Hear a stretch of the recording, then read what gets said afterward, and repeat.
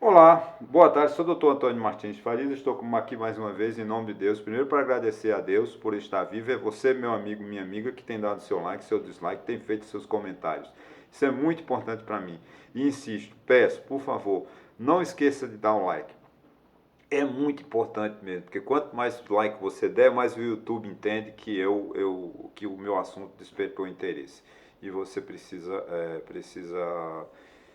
e ele repassa para mais gente, né? A da TI, da inteligência artificial, né? Ele vai passar para mais pessoas. Caso que você só visualize e não dê o like, ele entende que não despertou interesse e vai continuar não divulgando o meu trabalho. Isso é muito importante. Eu quero agradecer aqui aos 185 amigos que se inscreveram no meu canal. E muito obrigado mesmo.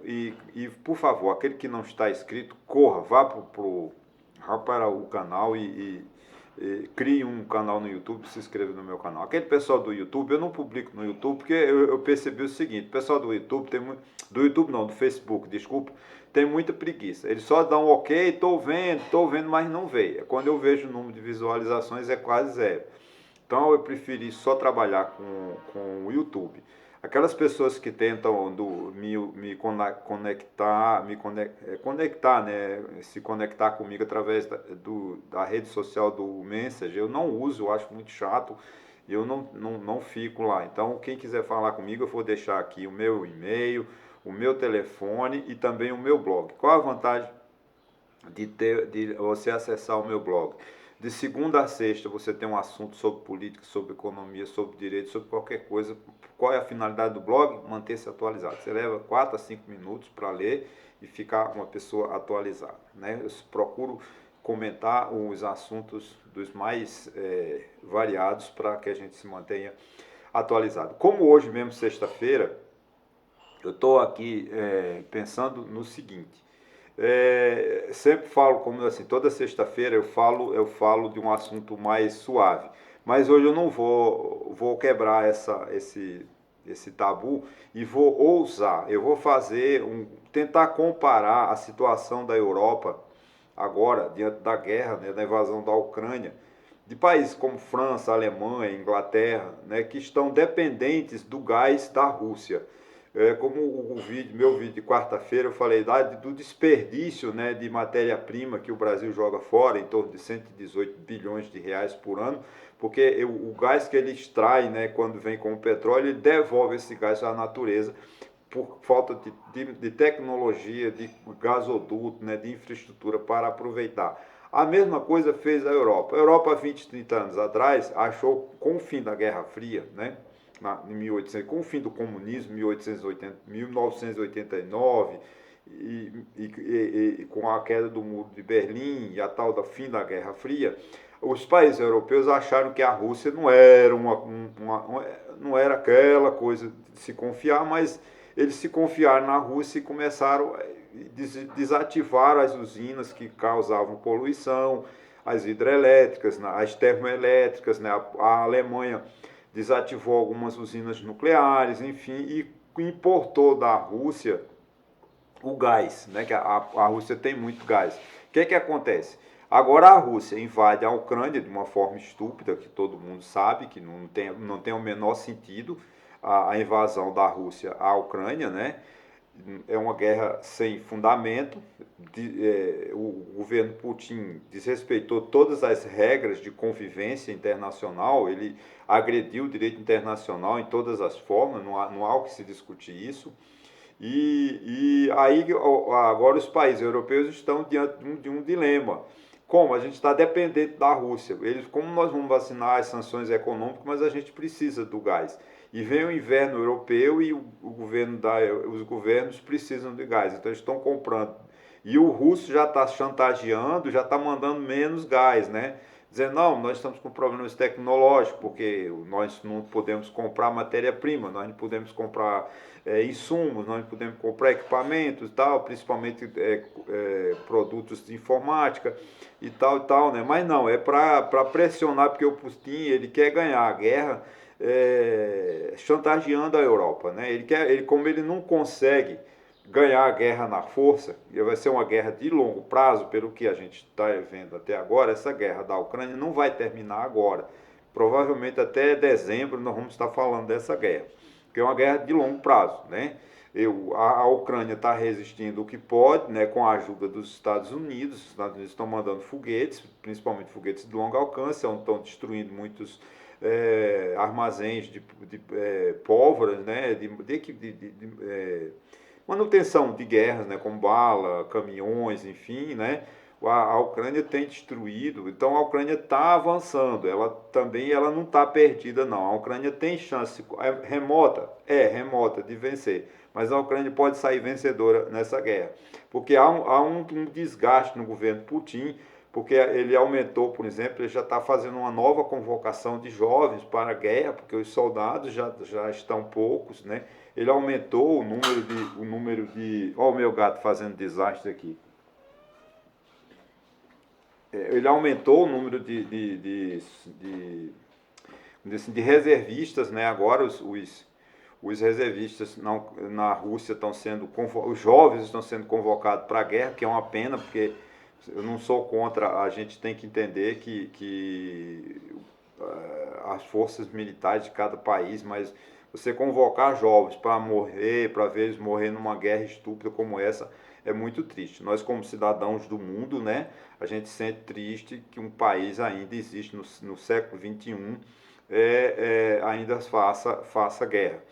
De modo que isso, o que eu quero dizer com isso? Essa preocupação, minha preocupação é a seguinte: nos chama a atenção porque a gente não pode pensar a curto prazo. O que a Europa fez? Ela se acomodou. Se a gente tem o gás da Rússia e não vamos desativar nossas usinas termoelétricas, vamos melhorar nosso ar, nosso clima, mas em compensação, né, eles ficaram refém da Rússia. Então a Rússia, qualquer coisa, não passa mais gás, e a Inglaterra não tem como aquecer o seu povo no frio, a Alemanha, a França e assim sucessivamente. A sorte deles é que tiveram uma redução, mas eles estão trazendo gás dos Estados Unidos, né? Que os Estados Unidos têm uma produção de gás muito grande, porque eles extraem do xisto, né? É um minério que o Brasil tem muito, xisto, mas que infelizmente o governo brasileiro não faz investimento, como é sempre. O xisto é um provável substituto do petróleo. E o Brasil tem muito minério de xisto, né? Estou falando com convicção dessa possibilidade de ter o xisto, mas o Brasil não tem investido no setor mineral, né? As empresas de mineração que atuam no Brasil são todas estrangeiras, elas têm poucos interesses, né? A gente não ouve falar em muitas empresas de mineração no Brasil, porque não sei se as minas no Brasil ficaram caras ou profundas, enfim, que as mineradoras estrangeiras, a única que tem é a Vale do Rio Doce, né, que pertence a um grupo, parece que da África do Sul, não sei, né, e que foi vendida, né. Mas a gente não vê mais no setor mineral, né, o senhor Ike Batista, que hoje se encontra quase falido, né, que era um dos grandes investidores na mineração, parece que saiu. O grupo Camargo Correia tem também mineração, o grupo Votorantim e outras, mas é muito pouco.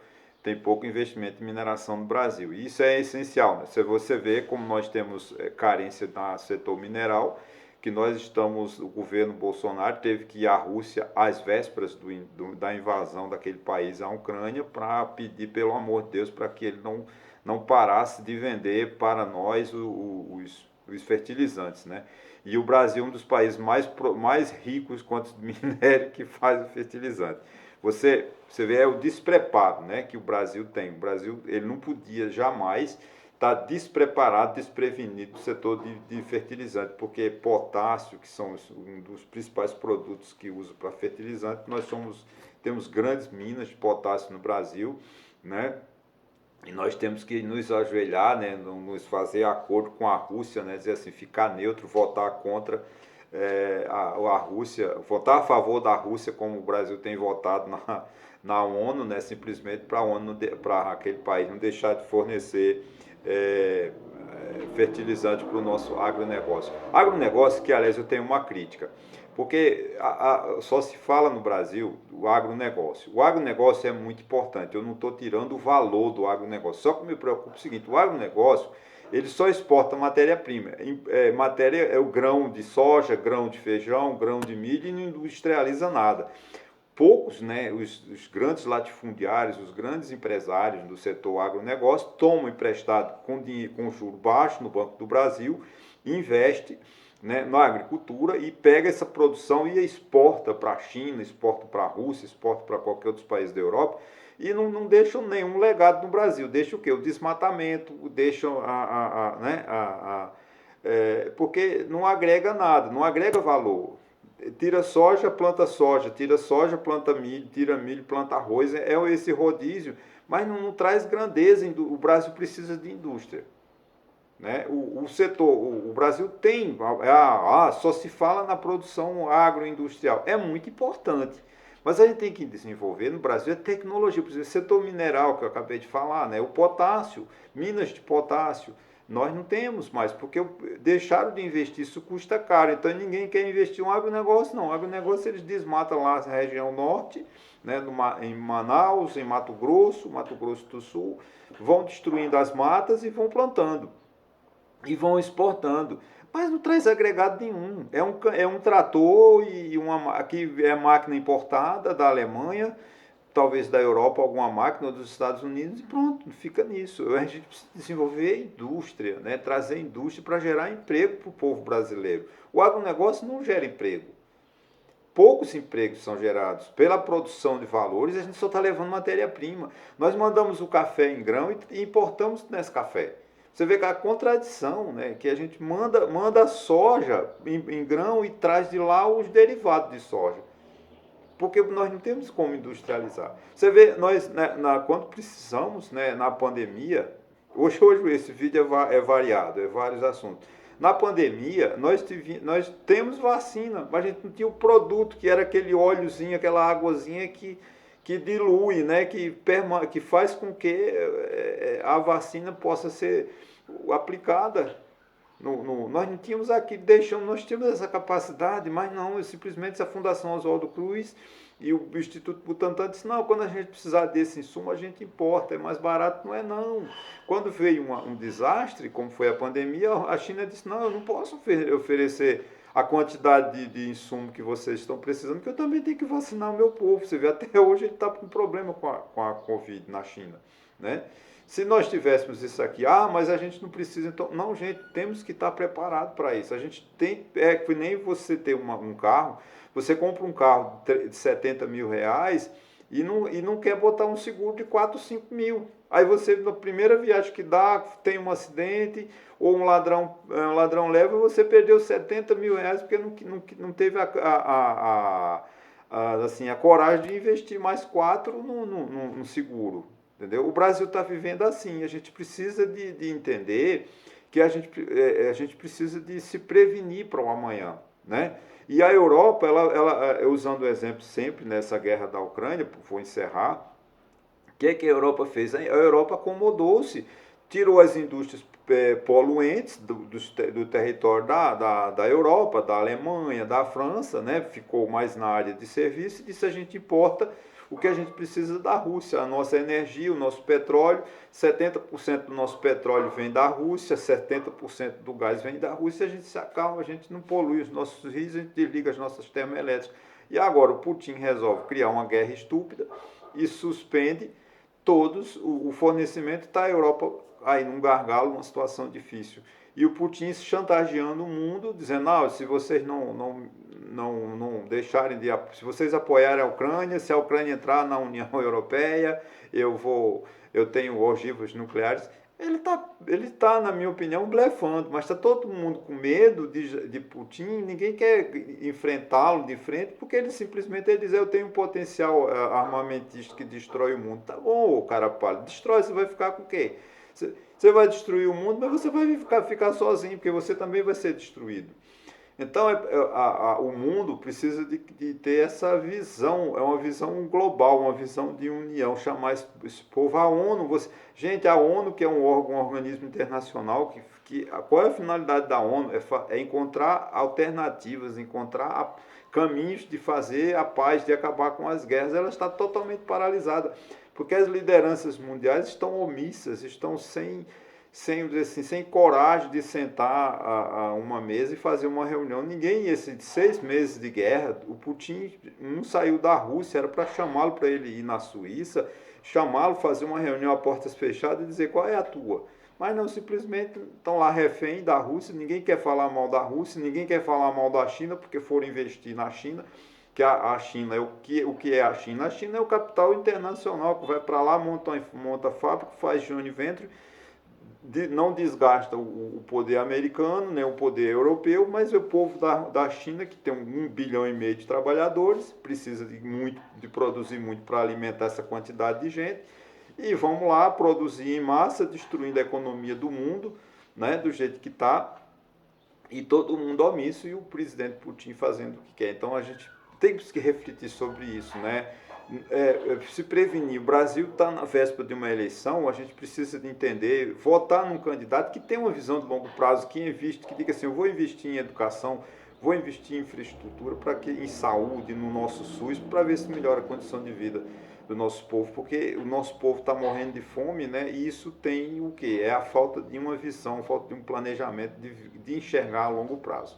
Ok, gente? Espero que vocês tenham gostado. Foi um vídeo não muito detalhado, não muito, mas eu acho que os assuntos que eu tratei são assuntos que vale a pena a gente refletir sobre eles. Muito obrigado e até a próxima.